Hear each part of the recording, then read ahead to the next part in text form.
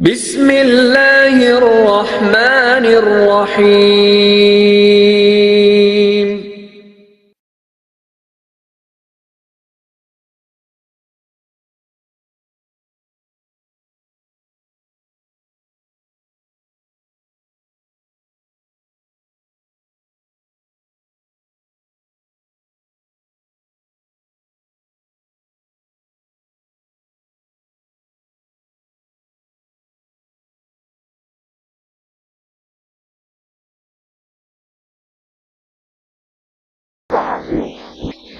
السلام علیکم ورحمۃ اللہ وبرکاتہ۔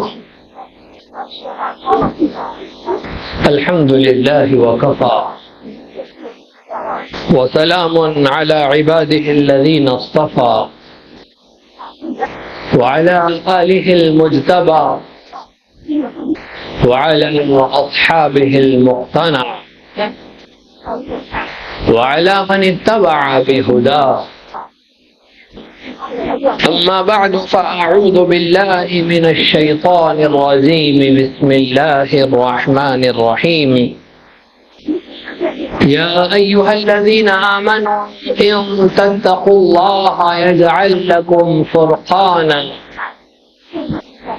ويكفر عنكم سيئاتكم ويغفر لكم والله ذو الفضل العظيم. وقال تعالى: لو أنزلنا هذا القرآن على جبل لرأيته خاشعا متصدعا من خشية الله وتلك الأمثال نضربها للناس لعلهم يتفكرون. قال النبي صلى الله عليه وسلم: تزوجوا الودود الولود فإني مكاثر بكم الأمم. رواه أبو داود. صدق الله العظيم وصدق رسوله النبي الكريم ونحن على ذلك لمن الشاهدين والشاكرين والحمد لله رب العالمين. بزرگان محترم اور عزیزان گرامی، اللہ رب العزت نے اپنے بندوں سے قرآن مجید میں اپنے ماننے کا جو مطالبہ کیا ہے، اسلامی احکامات پر بندہ عمل پیرا ہو، رب کی غلامی میں چلے اور زندگی کے کسی موڑ پر یہ ایک لمحے کے لیے رب کی نافرمانی پر آمادہ نہ ہو، وہ کیا بنیادی خصوصیت ہے جس کے اندر آ جانے کے بعد قرآن کریم کا کسی فرمان آ جائے، مسلمان وہاں ٹھہر جائے، رب تعالیٰ کی اطلاع اور خبر آ جائے، مسلمان اپنی رائے سے دستبردار ہو جائے، رسول عربی صلی اللہ علیہ وسلم کا فرمان آ جائے، اب مسلمان اپنے آقا کی طاقت میں اپنی طاقت کو فنا کر دے۔ یہ جذبہ مسلمان کے اندر کب پیدا ہو؟ وہ کیا بنیادی وصف ہے جس کے پیدا ہونے کے بعد انسان ان سارے اعمال پر آمادہ ہو؟ اس کے لیے اگر مال لگانے کی نوبت آئے، یہ اپنا مال لگا لے، اس کے لیے اپنی خواہشات کی قربانی کا موقع آئے، یہ اپنی خواہشات قربان کر لے، اس کے لیے یہ اپنے رواج، اپنے سماج، اپنی ریت، اپنے خاندان کے اصول اور ضابطوں کو قربان کر دے، اس کے لیے اپنی اولاد کو اللہ کی راہ میں پیش کر دے۔ وہ بنیادی وقت جب اندر پیدا ہو جائے تو روئے زمین پر مسلمان ایک جداگانہ مخلوق نظر آئے، پتہ چل جائے کہ یہ محمدی جا رہا ہے، جس کی زبان بولی تو اس کی زبان سے عدل جھلکے، جب یہ چلے تو روئے زمین پر انصاف قائم ہو رہا ہو، جب اللہ کی زمین پر مسلمان کہیں موجود ہو تو اس کا وجود اپنے اطراف کو منوا لے کہ یہاں کوئی محمدی موجود ہے. یہاں تک کہ حضرت بایزید بستامی رحمۃ اللہ علیہ کے اس واقعے کی طرح کہ جب یہودی علماء اپنی یہودی عوام کو تورات کی تعلیمات دے کر یہودیت کی اشاعت کے لیے، اس کے غلبے کے لیے، اور وہ زمین پر دبی ہوئی، کچلی ہوئی، سہمی ہوئی یہودی آبادی کو پروان چڑھانے کے لیے وہ پروگرام پیش کر رہے تھے، وہ نظام العمل عمل پیش کر رہے تھے، اچانک یہودی مقرر کی زبان بند ہو گئی. لوگوں نے پوچھا کہ کیا بات ہے، آپ کیوں خاموش ہو گئے؟ اس یہودی نے کہا کہ مجھے لگتا ہے کہ اس محفل میں کوئی محمدی بیٹھا ہوا ہے، اس لیے میری زبان چلتی نہیں ہے. اس محمدی کے وجود مقدس کا اثر تھا کہ یہودی جو ایک بڑے مقصد کو لے کر بیٹھے ہوئے تھے، اس یہودی مقرر کی، اس یہودی عالم کی زبان گم ہو گئی ہے اس لیے کہ وہاں کوئی محمدی بیٹھا ہوا ہے. اس نے جب پوچھا، لوگوں نے کہا کہ اسے پکڑا جائے، نکالا جائے، اسے سزا دی جائے. یہودی عالم نے کہا کہ نہیں، کوئی سزا نہیں دی جائے گی، اس سے آسمانی کتابوں کی رہنمائی میں، روشنی میں چند سوالات کیے جائیں گے. حضرت بایزید بستامی رحمۃ اللہ علیہ یہودیوں کی اس مجلس سے، اس مجمع سے باہر نکلے کہ میں وہ محمدی ہوں. مسلمان اگر یہودیوں کے مجمع میں چلا جائے تو محمدی اپنے وجود کو منوا لے. وہ کیا خاص ہے جس کے اندر آ جانے کے بعد صحابہ کرام رضی اللہ عنہ اجمعین نے، ان کے جوانوں نے، ان کے معصوم بچوں نے اپنی جانوں کے نذرانے پیش کیے، اپنا سارا مال و متاع لا کر رسول عربی صلی اللہ علیہ وسلم کی چوکھٹ پر ڈال دیا. وہ کیا وصف تھا، وہ بنیادی وصف جس کے اندر آ جانے کے بعد ایک ہاتھ اور ایک پاؤں سے معذور حضرت عقیل رضی اللہ عنہ کے کان پر جب صدا لگتی ہے کہ اللہ کے دین کو تمہاری مدد کی ضرورت ہے، ان کے پاس کچھ نہیں ہے، ایک ہاتھ اور ایک پاؤں ہے، ایک ہاتھ اور ایک پاؤں سلامت ہی نہیں رہا. ایسے معذور صحابی ایک یہودی کے باغ پر پہنچ کر اس سے کام مانگتے ہیں. ساری رات ایک ہاتھ سے ڈول کھینچ کر دانتوں میں پکڑتے ہیں، پھر کھینچتے ہیں، پھر دانتوں میں پکڑتے ہیں. ایک ڈول کے بدلے میں ایک کھجور ملتا ہے. ساری رات ہاتھ اور دانت کی مدد سے جب انہوں نے ڈول دے کر اور پانی دے کر اس باغ کی سینچائی کر کے مٹھی بھر کھجور جمع کیے، رسول عربی صلی اللہ علیہ وسلم کے دربار میں حاضر ہو کر پیش کیا، اس حال میں کہ وہ پاؤں کو گھسٹتے ہوئے، دانت ٹوٹے ہوئے، کپڑے خون آلود ہے، زخموں سے چور ہے، اور آ کر آقا صلی اللہ علیہ وسلم کے پاس وہ مٹھی پر کھجور رکھتے ہیں. منافق مذاق اڑا رہا ہے کہ دیکھو ابو بکر تو سارا لے آیا، دیکھو عمر تو آدھا لے آیا، دیکھو عثمان تو 1/3 فوج کی ساری تیاری لے آیا، یہ عقیل کی کھجوروں کا وہاں کیا بنے گا، اور اس کے تھوڑے سے سامان کی وہاں کیا عزت ہوگی. ایسے منافقین تانے دے رہے ہیں، اور رسول عربی صلی اللہ علیہ وسلم فرماتے ہیں کہ عقیل کی کھجوروں کو سارے مال پر بکھیر دو،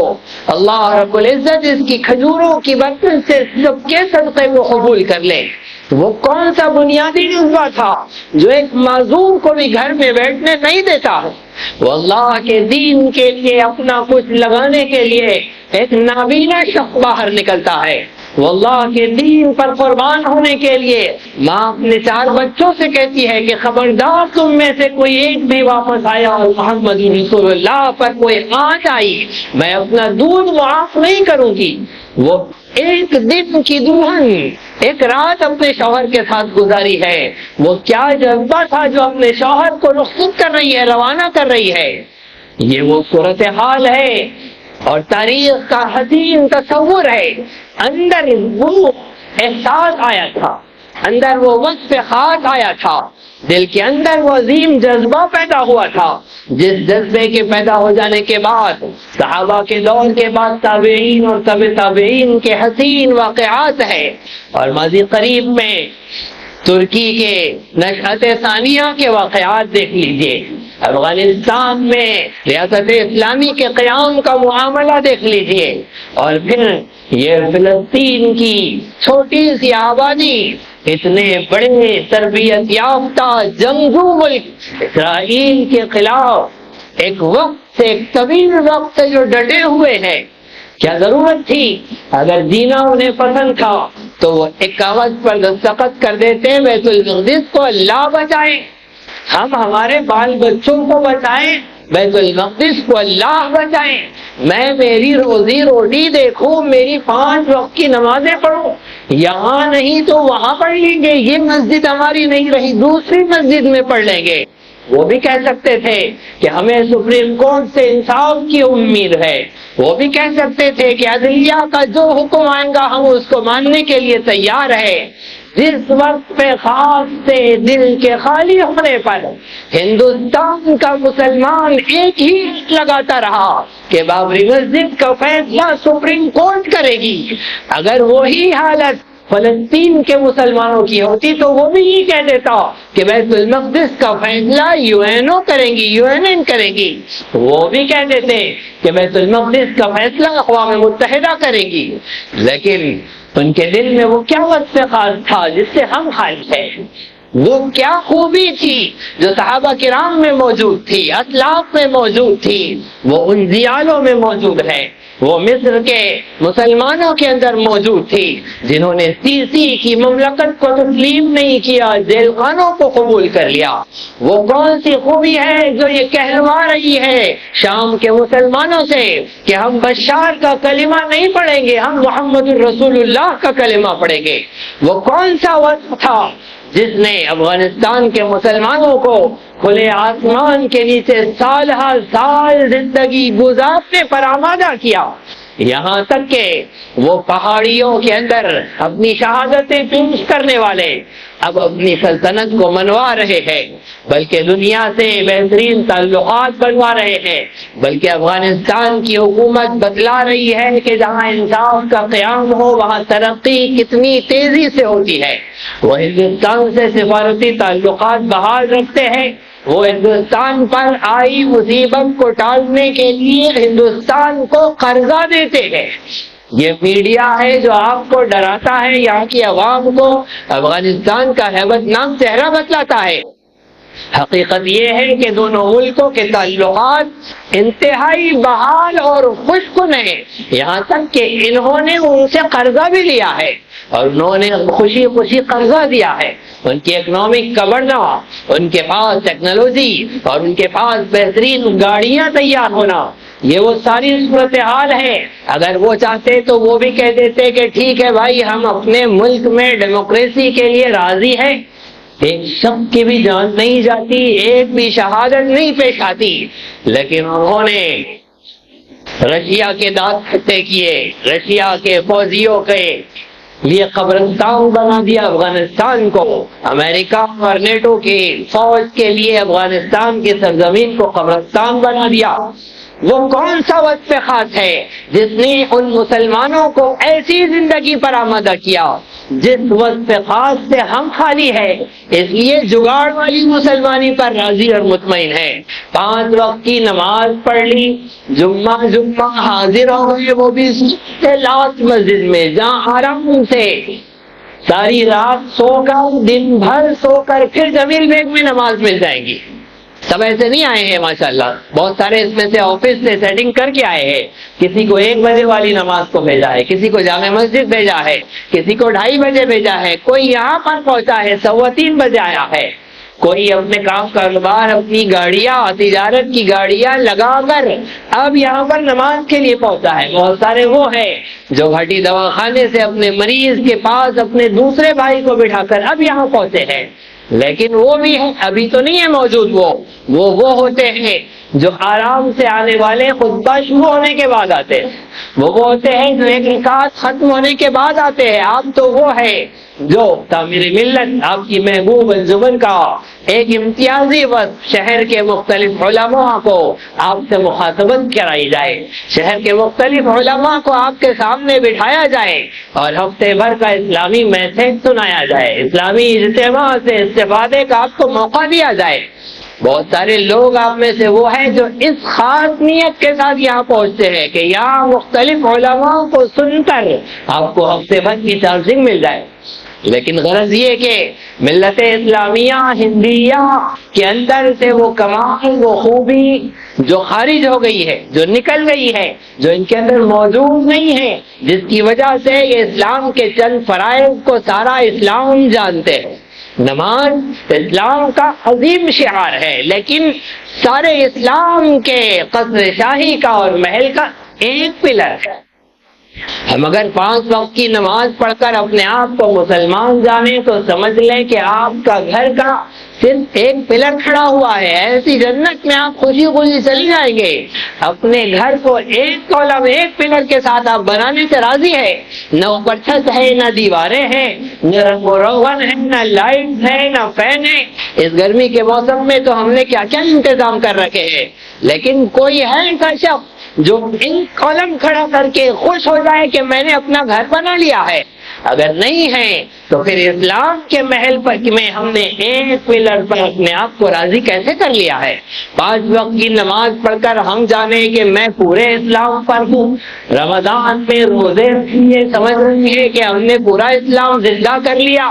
بھی زکوٰۃ ادا کی رمضان میں، مال والوں نے یہ سمجھتے رہے کہ ہمارا اسلام قائم ہو گیا۔ حج بیت اللہ کے لیے نمبر لگ گئے ہیں، لوگ روانہ ہو رہے ہیں، کچھ ہو گئے ہیں، اور ہم سمجھ رہے ہیں کہ میں حج کر کے آ گیا، میرا اسلام مکمل ہو گیا۔ یاد رکھیں یہ 5 اسلام کے ارکان جو آپ نے بچپن میں یاد کیے تھے، انہیں ارکان اسلام کہتے ہیں، رکن پلر کو کہتے ہیں، رکن ستون کو کہتے ہیں۔ یہ اسلام کے 5 ستون ہیں۔ ابھی اس کی چھت باقی ہے، ابھی اس کی دیواریں باقی ہے، ابھی اس کا خوبصورت کلر باقی ہے، ابھی اس میں راحت و آرام کے نقشے اور اسباب اپنے گھر کو مکمل کرنے کے سب باقی ہے۔ کیا ہم نے اسلام کے 5 ارکان کے علاوہ اور کوئی اسلام کی بات سیکھی ہے؟ کیا ہم جانتے ہیں کہ آج اس زمانے میں اس وقت اللہ رب العزت کا ہم سے کیا مطالبہ ہے؟ آپ کو مولوی صاحب نے گزشتہ جمعوں میں جب الیکشن کی اہمیت پر بیان دیا تو آپ بڑے خوش ہو گئے تھے کہ ماشاءاللہ مولوی صاحب کے اندر بھی اب اویئرنیس آ رہا ہے، اور مسجدوں سے بھی الیکشن کے سلسلے میں باتیں ہو رہی ہے اور سکھایا جا رہا ہے کہ اس کی کتنی اہمیت ہے اور کیا کرنا چاہیے اور کس انداز سے کوشش ہونی چاہیے۔ الیکشن جو 5 سال میں ایک دفعہ آتا ہے، اب آئے گا یا نہیں پتا نہیں، لیکن جو 5 سال میں ایک مرتبہ آتا ہے، ہمارے لیڈر صاحبان بھی وہ ایک مرتبہ جاگتے ہیں 5 سال میں، آپ بھی ایک ہی مرتبہ جاگتے ہیں۔ 5 سال میں ایک مرتبہ ملت اسلامیہ کے لیے، قوم کے لیے، مسلمانوں کے لیے، ہندوستان میں راحت و آرام اور عافیت کے لیے کیا ہونا چاہیے؟ 5 سال میں ایک بار وہ ہنگامے، وہ الیکشن، وہ ووٹنگ اور وہ ساری چیزیں کر لی، اب ہم نے حق ادا کر دیا قوم کا۔ یہ وہ صورتحال ہے جس نے ہم سے سنجیدگی ختم کر دی ہے۔ ہمارے لیے روایات، رسمیات اور اسلام ایک رسمی سانچہ اور ایک رسمی ڈھانچہ بن کر رہ گیا ہے۔ ہم اگر اپنی 24 گھنٹے کی زندگی کو دیکھیں اور فلسطین کے مسلمانوں کے 24 گھنٹے دیکھیں، افغانستان کے مسلمانوں کے 24 گھنٹے دیکھیں، ترکی کے مذہب پسند، اسلام پسند مسلمانوں کے حالات دیکھیں، سیریا کے مسلمانوں کو دیکھیں، پھر اپنا جائزہ لیں اور دیکھیں تو کون سے اسلام پر ہم راضی اور خوش ہیں؟ محض پھول کی چند پکھڑیاں لے کر ہم راضی ہو گئے ہیں، سارا باغ تو ان کا ہے۔ ہم چند پلن پر، چند ستونوں پر راضی اور خوش ہیں، سارے اسلام کے محل پر تو وہ راج کر رہے ہیں، اس اسلام پر تو وہ قائم دائم ہے، اور ہماری صورتحال یہ ہے کہ مسلمان، ہندوستان کا مسلمان اپنے فرائض سے راضی اور خوش ہے، یہ سوچ کر کہ حالات ان پر آئے ہیں انہیں جاگنا ہے۔ ہم تو جس ہندوستان میں ہیں یہ ہندوستان سونے کی چڑیا ہے، ہم جس ہندوستان میں ہیں یہ وہ ہندوستان ہے جہاں سے آقا صلی اللہ علیہ وسلم کو محبت کی خوشبو آئی تھی، ہم جس ہندوستان میں ہیں یہ وہ ہندوستان ہے جہاں مسلمانوں اور غیر مسلموں کے اندر آپسی بھائی چارہ، محبت، الفت اور ایک دوسرے کے ساتھ خیر خواہی کے جذبات کوٹ کوٹ کر بھرے ہوئے ہیں، لہذا ہم پر حالات نہیں آنے والے ہیں۔ اور ابھی ماضی قریب کے الیکشن نے تو اور بہت سارے لوگوں کے اس عقیدے کو مضبوط کر دیا کہ دونوں مل کر محنت کر کے ایک صاحب کے لیے کام کر رہے تھے، ہندو بھی ساتھ تھا، مسلمان بھی ساتھ تھا، دونوں مل کر ایک صاحب کے لیے فکر مند تھے، سنجیدہ تھے کہ ان کو لایا جائے، تو اور زیادہ بھائی چارہ محسوس ہوا آپ لوگوں کو۔ لیکن یاد رکھیں جو صورتحال ترکی نے دیکھ لیا ہے، جس سرٹیفکیٹ ایگزام کو افغانستان پاس کر چکا ہے، اور ابھی فلسطین کا جو ایگزام چل رہا ہے ہندوستان کے مسلمانوں کا، ابھی اس کورس میں ایڈمیشن باقی ہے، ابھی ہندوستان کے مسلمانوں کا ایڈمیشن ہونا باقی ہے، ابھی ہم معصوم بچوں کی طرح اپنے گھر کا دین سیکھ رہے ہیں، ابھی دین اسلام گلیوں کوچوں میں اور بازاروں میں اور محلوں میں اور شہروں اور ملکوں میں نافذ ہونا، قائم ہونا ابھی باقی ہے، ہم اپنے بچوں کو سچ اور جھوٹ کا فرق بتا رہے ہیں، ابھی اللہ کی زمین پر بازاروں سے جھوٹ کا خاتمہ باقی ہے، ابھی ہم اپنے بچوں کو، بڑوں کو چھوٹوں پر، چھوٹوں کو بڑوں پر ظلم کرنے سے روک رہے ہیں، ابھی اللہ کی زمین سے ظلم کا خاتمہ باقی ہے، ملت اسلامیہ کا ابھی اس کورس میں ایڈمیشن باقی ہے، لہذا مسلمان جس اسلام پر راضی اور مطمئن ہے، یاد رکھیں یہ اسلام پر جو حملے ہو رہے ہیں، یہ اسلام کی روح کو جو نقصان پہنچانے کی کوششیں ہو رہی ہے، جو اسلامی شعائر اور احکامات کو بدنام کرنے کی سازش ہو رہی ہے، مسلمان تو پہلے ہی ہم دو ہمارے دو پر راضی ہو گیا تھا، اور پھر گورنمنٹ جاب کے لیے ہم دو ہمارے دو کے علاوہ راستہ نہیں ہے، جس کو پالیٹکس میں جانا ہے اس کو بھی ہم دو ہمارے دو سے راضی ہونا ہے۔ بیچارے مولوی صاحب اور مولوی صاحب کے دوست احباب ہیں جو کہتے ہیں کہ ہم دو ہمارے دو سے نہیں چلے گا، آگے بڑھنا پڑے گا، لہذا کچھ جذبات تھے جو آگے بڑھ رہے تھے، ملت اسلامیہ کی اس تیز بڑھتی ہوئی آبادی سے خائف اور ڈرے ہوئے اسلام کے اس عظیم اور اس حسین تصور کو بدنام کرنے کے لیے سازشوں میں مبتلا ہے۔ ہم کہہ رہے ہیں کہ وہ فلم ریلیز نہیں ہونی چاہیے، بس اس کے آگے ہم کچھ نہیں کر رہے ہیں، ہمیں یہ نہیں کرنا ہے کہ ہم بس اس فلم کو ریلیز ہونے سے روک دیں، بلکہ ہمیں اس سے آگے بڑھ کر یہ کرنا ہے کہ جتنوں نے ہم دو ہمارے دو پر بریک لگا دیا ہے انہیں اس بریک کو توڑ کر آگے بڑھنا ہے، انہیں آگے بڑھنا ہے، انہیں ان کے اس خطرے کو سچ کر دکھانا ہے۔ وہ امریکہ جس کے بارے میں اخبارات میں گزشتہ 2-3 سال پہلے آیا تھا کہ یہ USA ان قریب USI بن جائے گا،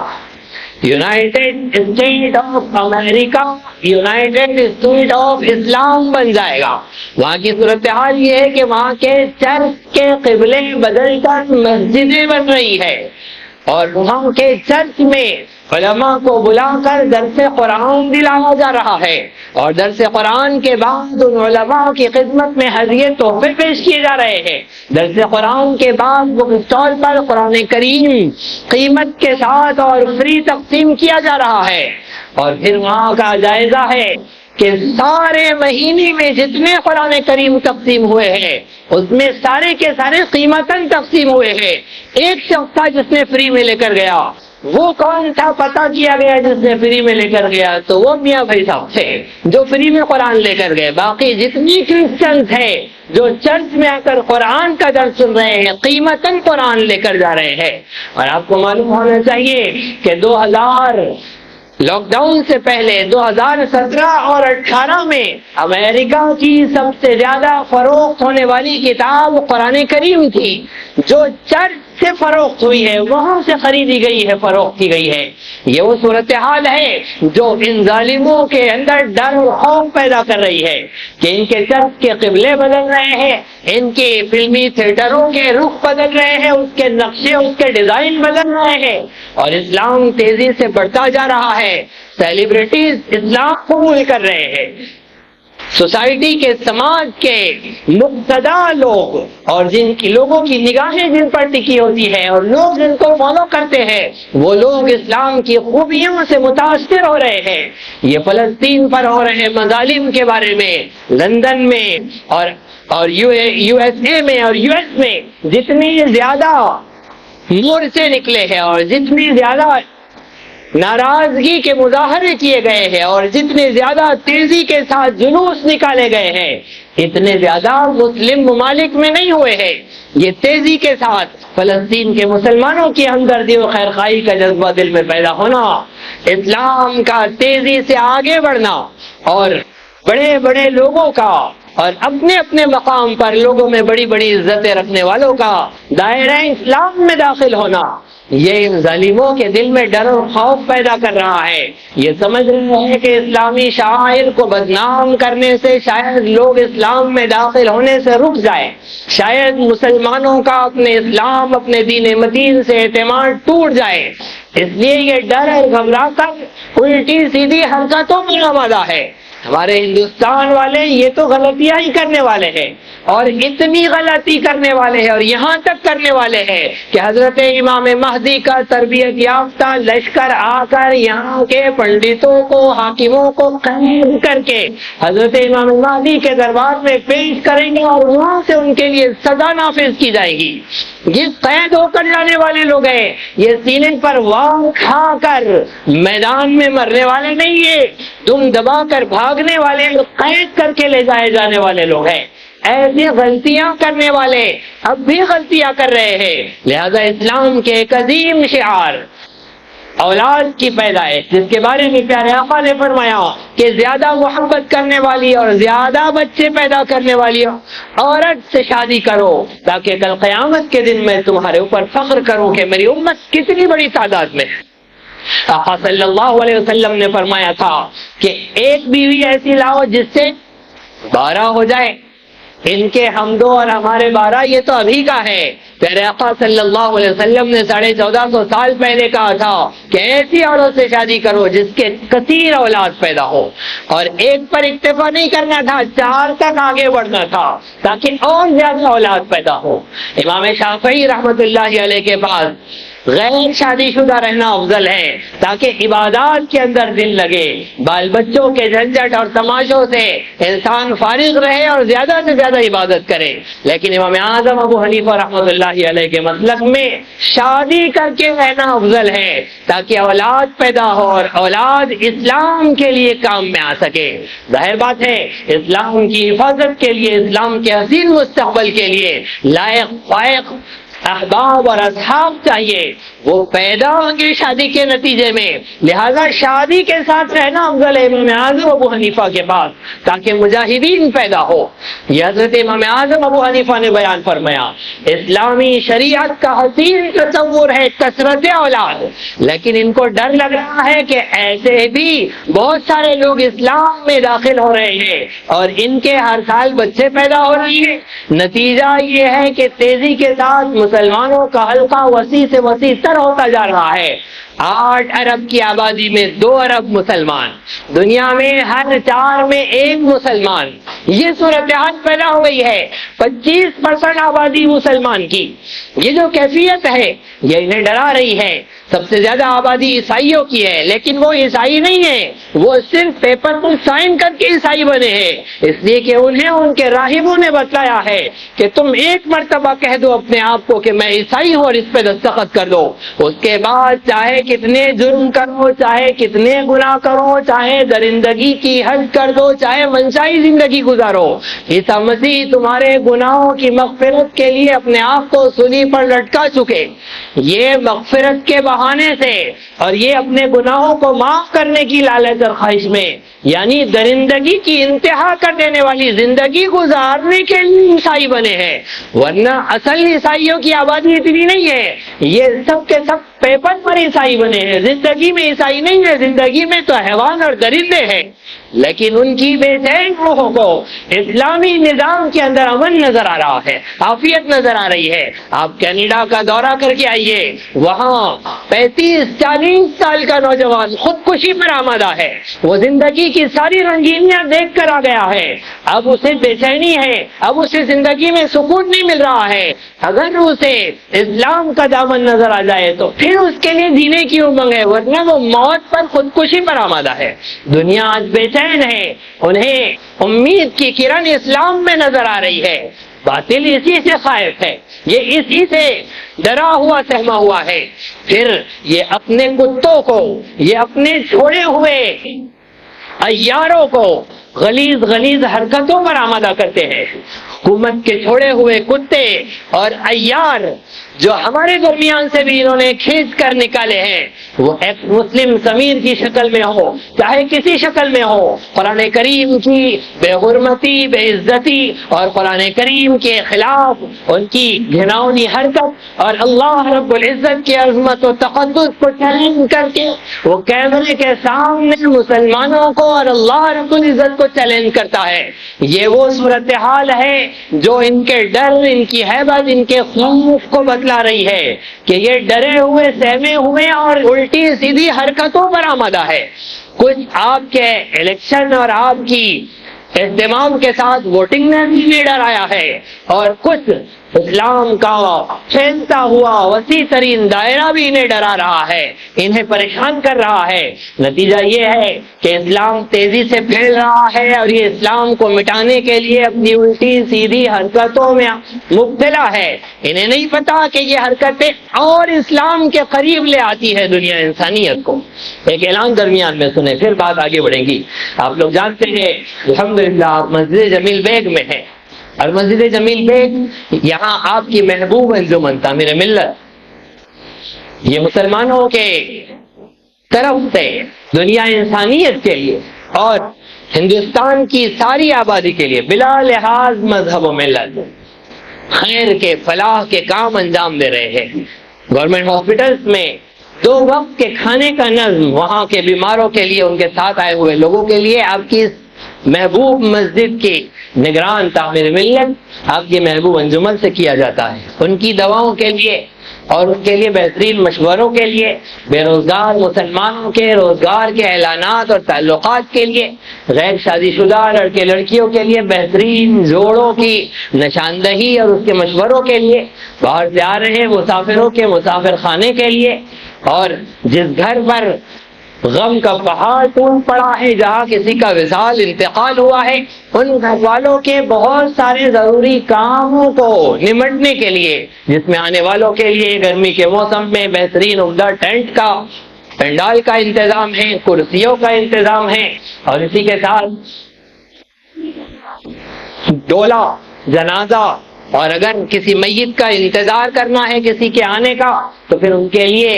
اے سی فریزر کا انتظام۔ یہ ساری چیزیں الحمدللہ آپ کی اس محبوب انجمن تعمیر ملت سے انجام دی جا رہی ہے آپ کے تعاون کے ذریعے۔ لہذا یہ لوگ آپ کے سامنے آ رہے ہیں، آپ لوگ ان کا ضرور تعاون کریں۔ اسلام کا ایک حسین پیغام اور ایک تعارف، عظیم تعارف آپ کی یہ محبوب انجمن تعمیر ملت بھی پیش کر رہی ہے۔ آپ مالیات کے ساتھ بھی ان کا تعاون کریں، اور بنفس نفیس خود بھی ان کے کچھ کاموں میں ان کے معاون بن کر شریک ہو، اپنے فارغ وقت میں ان کے ساتھ آ کر ان کے ساتھیوں کے ساتھ بھاگ دوڑ کرے اور دیکھے۔ غرض یہ کہ ڈینمارک میں رسول عربی صلی اللہ علیہ وسلم کے گستاخانہ خاکوں نے عیسائی دنیا میں اسلام کے پھیلنے ہی میں اضافہ کیا ہے۔ لوگوں نے دیکھا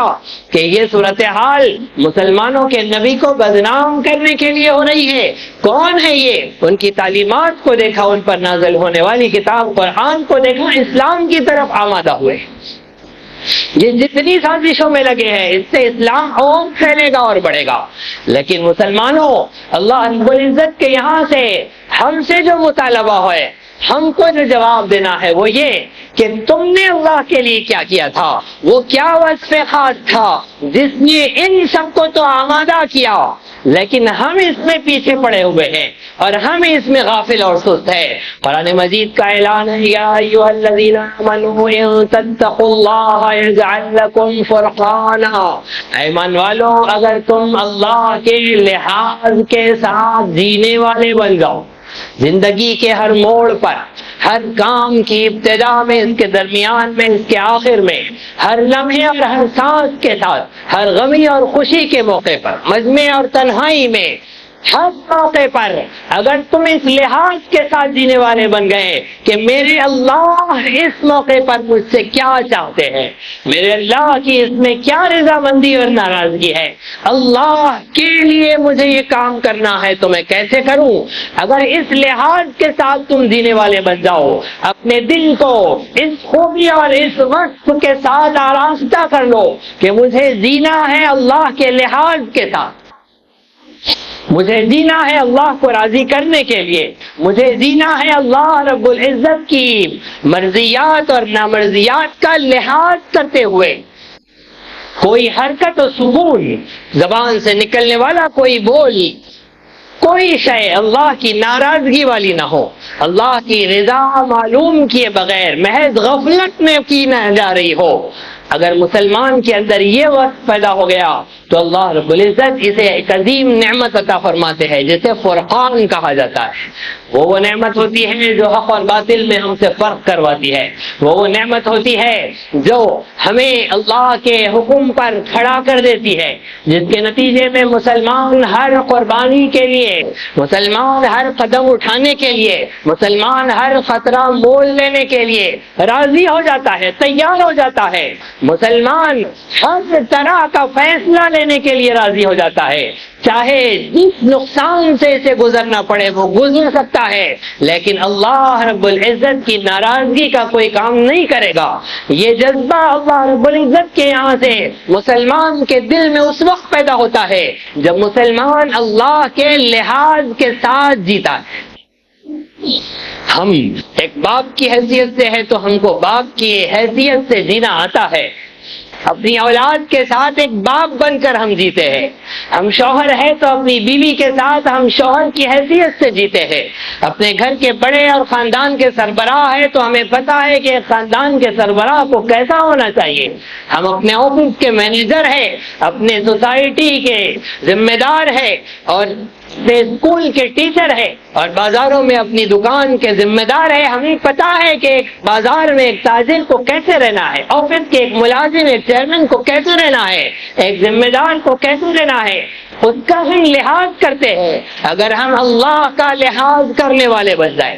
سچ اور جھوٹ کے بارے میں، امانت اور خیانت کے بارے میں، ظلم اور انصاف کے بارے میں، حق اور ناحق کے بارے میں، زندگی کے ہر موڑ پر اگر ہم اللہ کا لحاظ کرنے والے بن جائیں، کسی بھی عمل سے پہلے، آنکھ کھولنے سے پہلے اور بند کرنے سے پہلے اگر میں یہ لحاظ کرنے والا بن جاؤں کہ میرا اللہ مجھے کہاں دیکھنے کی اجازت دیتا ہے، کہاں دیکھنے سے منع کرتا ہے، کیا بولنے کا حکم دیتا ہے، کیا بولنے سے منع کرتا ہے، میری تجارت، میری ملازمت، میری شادی بیاہ، میری موت میت، زندگی کا کوئی چھوٹا اور بڑا فیصلہ اللہ کے لحاظ کے بغیر نہیں ہونا چاہیے۔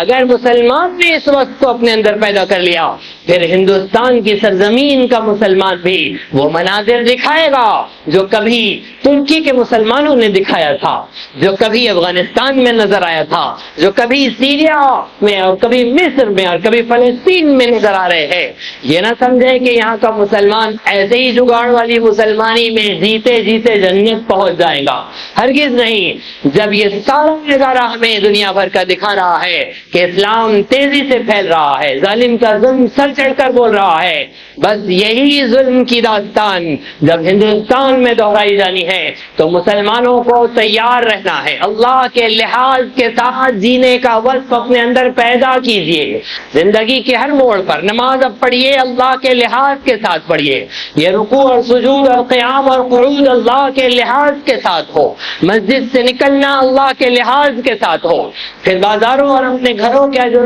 رخ کیا جائے، ایک ہفتہ اندازہ لگائیے، ایک ہفتہ اپنا جائزہ لیجیے، اپنی نگرانی کیجیے، کہ ہم ہر کام کیا اللہ کے لحاظ کے ساتھ کر رہے ہیں یا نہیں کر رہے ہیں۔ اگر ہم نے یہ وصف پیدا کر لیا تو یقین جانے